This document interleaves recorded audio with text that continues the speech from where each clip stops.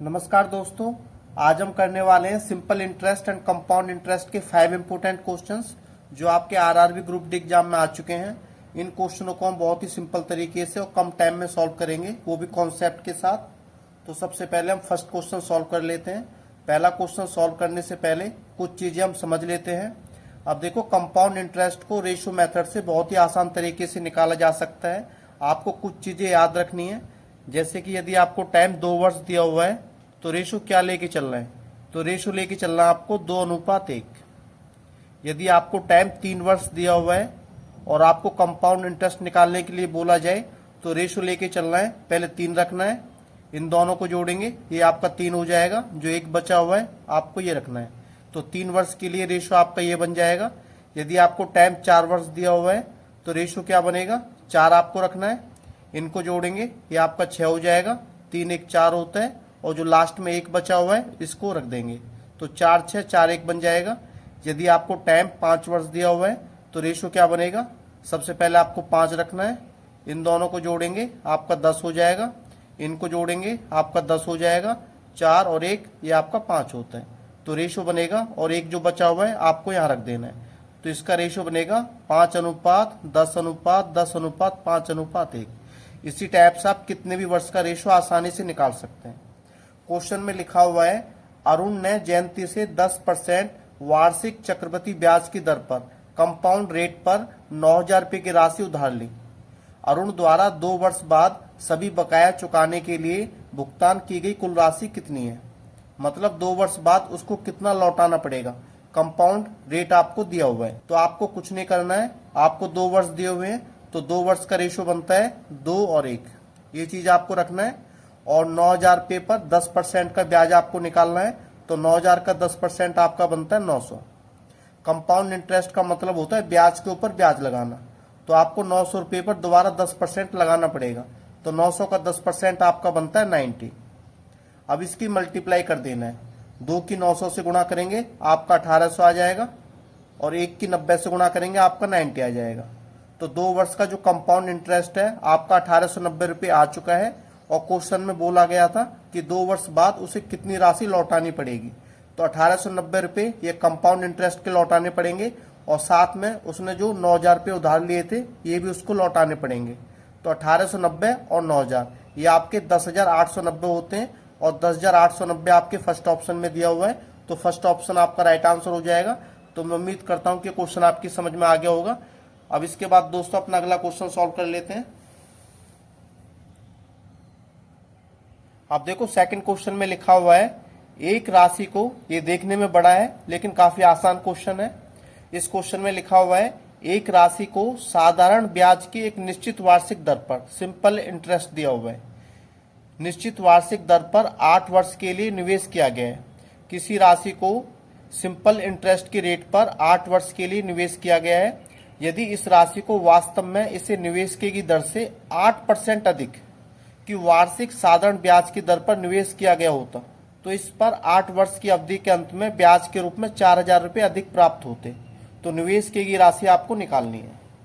तो ऐसे क्वेश्चनों में कुछ नहीं करना है, जो 4,000 रुपये आपको अधिक प्राप्त हो रहे हैं ये किसकी वजह से प्राप्त हो रहे हैं, जो 8% अधिक है, एक्स्ट्रा रेट लगाई गई है, इसकी वजह से प्राप्त हो रहे हैं। क्वेश्चन में बोला जा रहा था, यदि निवेश की गई दर से 8% अधिक की वार्षिक साधारण ब्याज की दर पर निवेश किया गया होता, यदि रेट आपकी 8% और अधिक होती तो ब्याज के रूप में आपको 4,000 रुपये और अधिक प्राप्त होते।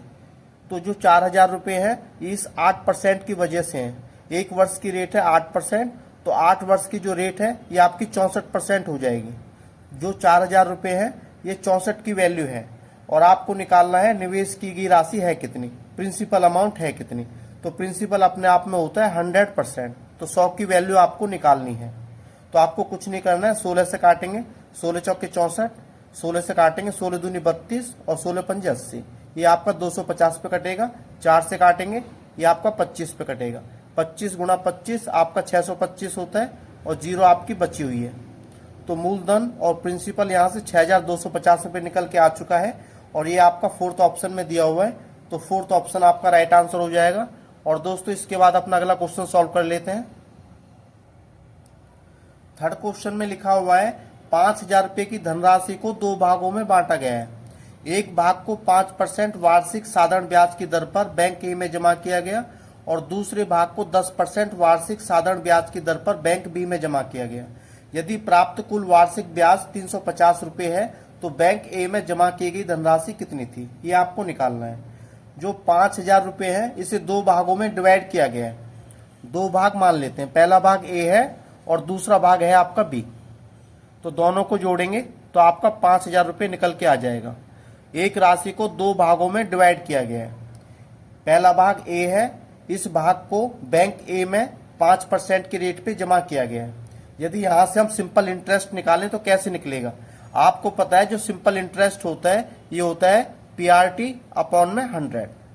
अब देखो प्रिंसिपल आपका ए दिया हुआ है, ठीक है, और जो रेट है ये 5% दिया हुआ है और जो टाइम है ये आपका 1 वर्ष है, ठीक है, और जो 100 है इसके लिए परसेंट हमने लगा दिया है, ठीक है। तो यहां से 5% ए हमारा सिंपल इंटरेस्ट निकल के आ जाएगा। तो यहां से 5% ए हमारा सिंपल इंटरेस्ट निकल के आ गया। और उसी टाइप से जो भाग बी है इसे बैंक बी में जमा किया गया है, वो भी 10% के रेट के हिसाब से। यदि यहां से सिंपल इंटरेस्ट निकालेंगे तो कैसे निकालेंगे? मूलधन गुणा दर गुणा समय। तो आपका 10% बी हो जाएगा। जिस हिसाब से ये निकाला था उस हिसाब से इसको निकालेंगे, आपका 10% बी हो गया। और दोनों भागों का सिंपल इंटरेस्ट आपको ₹350 दिया हुआ है। यदि प्राप्त कुल वार्षिक ब्याज ₹350 है, वार्षिक ब्याज मतलब 1 वर्ष का ब्याज ₹350 दिया हुआ है। अब देखो क्वेश्चन में आपको निकालना है तो बैंक ए में जमा की गई धनराशि है कितनी। तो ए वाला पार्ट आपको निकालना है।